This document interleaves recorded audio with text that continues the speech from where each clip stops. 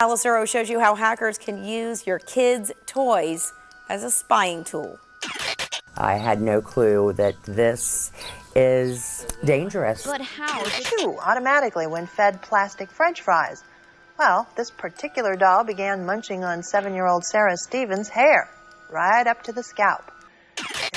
Toys are meant to be safe, but some toys weren't just unsafe, they were straight up disturbing. These toys injured children, sent them to hospitals, exposed their private conversations, and in some cases, even unalived them. This is the disturbing world of banned kids' toys that should never have existed. CloudPets, the toy which spied on millions of kids. CloudPets looked like a harmless stuffed animal. Soft bears, cats, and unicorns that children could hug, talk to, and send voice messages. Record a message. Hope you had a good day at school. I miss you. Hope you had a good day at school. I miss you. It's a message you can hug. Now, squeeze Puppy's paw Daddy, to send I one love back. You. Night, Daddy, I love you. It was fun. It was marketed as a way to keep families connected. Comfort packaged inside a plush. But in 2017, something disturbing happened. Every voice recording, every I love you, every bedtime story, every whispered secret got leaked. The company had left that database wide open. No password, no encryption, no protection at all. Anyone with the link could access it. Over 800,000 user accounts were exposed, and more than 2 million voice recordings between parents and children left for anyone to download. I had no clue that this is dangerous. But how, if it's just a stuffed animal? It's what's behind these blue eyes and its wireless connection that's keeping police on their toes. Hackers inserted a ransom note in place of some data, demanding Bitcoin in exchange for withholding the leaked files. The toy that promised security turned into a gateway for exploitation. Security experts had warned the company for months before the breach, but their warnings were ignored. Weak passwords like 123456 were allowed to protect accounts that held recordings of children's voices. For parents, the betrayal was devastating. A toy designed to be safe and comforting had turned into a surveillance device in the bedroom. Privacy experts described CloudPets as a spying machine disguised as a teddy bear. Retailers quickly pulled the toys from their shelves, and the brand collapsed. CloudPets was never officially banned because it didn't even reach that stage. The damage done was beyond repair. Millions of children's private voices had been leaked, and the trust was gone. What looked like a cuddly bear turned into one of the clearest warnings of how dangerous a toy connected to the internet could be. Cabbage Patch Snacktime Doll. In the mid-1990s, Cabbage Patch dolls were already a cultural phenomenon. Every kid wanted one. Kid, she really loves to snack. Wow, she really chews. Eating her is so much fun. Your bananas all gone. Let me feed her. And when you think she's through, look inside her backpack and like magic. When Mattel released the Cabbage Patch Snacktime Kid, it instantly became one of the most viral toys ever sold. The feature that made the doll popular is that the doll can eat. Kid, she really loves to snack. Wow, she really chews. Eating her is so much fun. Your bananas all gone. The doll comes with a few plastic snacks like French fries, carrot sticks, etc. And when you feed the doll, the internal motor would chew them and pull them through to a backpack. Sounds fun, but the fun didn't last for long, because the doll didn't know the difference between a plastic French fry and a child's finger. By early 1997, dozens of complaints poured in. Parents claimed the doll was catching hair and fingers in its mouth while chewing. First thing I did was, after I got the battery out, to see if I could, push a button or something, a lever, and pull the hair back through. But as the hair went in, it intertwined into the gear, and then you couldn't get it out. Wow, the only way to untangle Sarah's hair was to spend an hour taking the doll completely apart. The U.S. Consumer Product Safety Commission noted at least 35 reported incidents in which hair or finger have been caught. One of the most known cases involved a 7-year-old girl named Sarah Stevens. While waiting in a hair salon, her Snacktime doll latched onto a strand of her hair. Reports say it took 3 adults over 30 minutes to cut her free from the doll's jaw. The Cabbage Patch Snacktime Kids doll is designed to chew automatically when fed plastic French fries.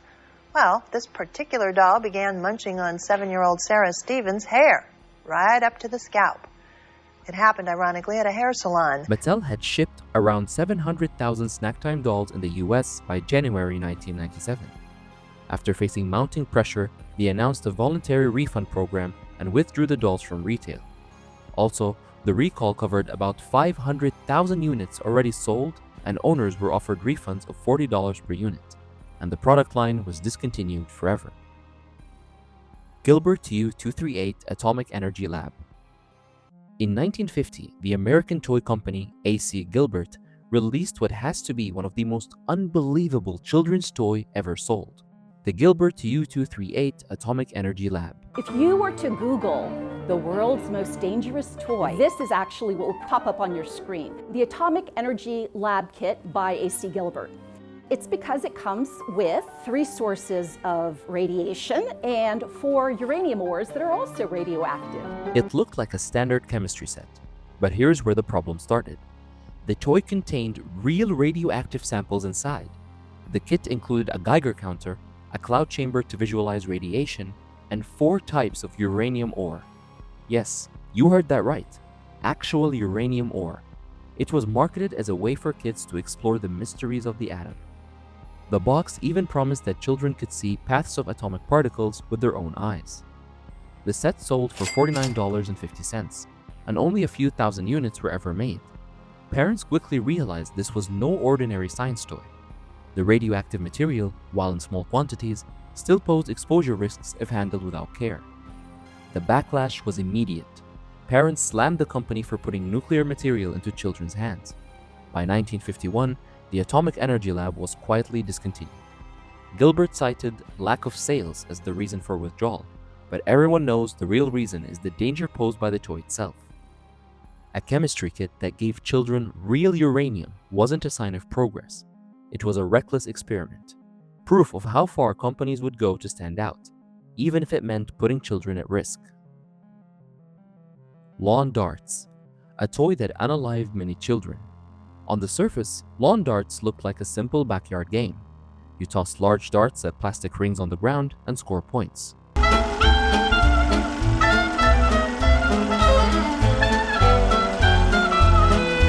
But these weren't harmless toys. In fact, it is one of the most dangerous toys in the history of all banned toys. Each dart was over a foot long, weighted with a sharp metal tip, and if it hits someone by mistake, it can strike with the force of a spear. And that injury would be fatal. By the late 1980s, the danger was clearly visible. The US Consumer Product Safety Commission reported that lawn darts had caused more than 6,000 emergency room visits with head injuries, often involving children who didn't know the risk. For young children, 2 deaths and a couple of other injuries to children are listed as a result of the game. A 4-year-old North Dakota child was killed while playing in a sandbox next to the lawn dart game. A 9-year-old Minnesota girl was reportedly killed at a picnic. The most tragic cases were fatal. In 1987, a 7-year-old girl named Michelle Snow was unalived instantly when a lawn dart thrown by another child struck her in the skull. Her father, David Snow, became one of the most vocal advocates for the national ban of the toy, testifying that these darts had no place near children. The public pressure finally worked. In December 1988, the CPSC issued a nationwide ban of the sale of lawn darts. Stores were ordered to pull them from the shelves immediately, and households were urged to throw them away. Easy Bake Oven. This was one of the most iconic toys of the 20th century. Introduced in the 1960s, it allowed children to bake small cakes and cookies using a light bulb as a heat source.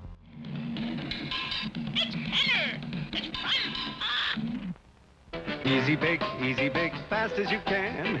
Mix 'em up, pour 'em in the pan. Slide 'em in, let 'em bake now. Slide 'em in, slide 'em out, easy bake, wow!